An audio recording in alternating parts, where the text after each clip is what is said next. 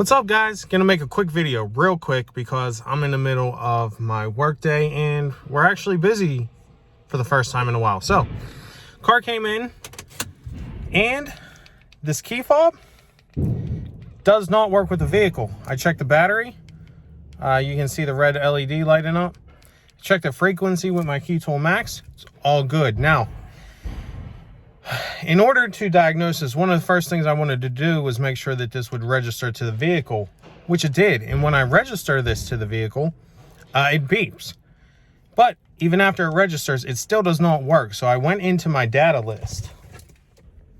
One of the things I seen was, even with the key out of the car, my accessory switch was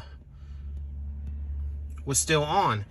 So for some reason, this car thinks that the key is still on the accessory position. Now, with that being said, I checked for a remote start. I didn't see one.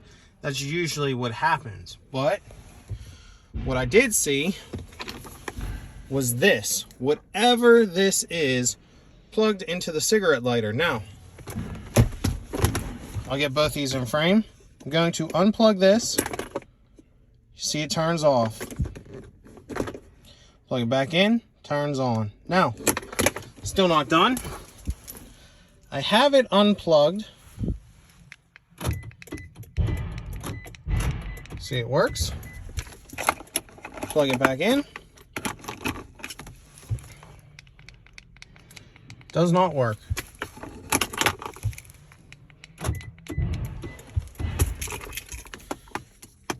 So what this is a little battery pack that people charge up. But what happens is when they turn their car off, this battery pack then backfeeds back into the car, thinking that the car is still on.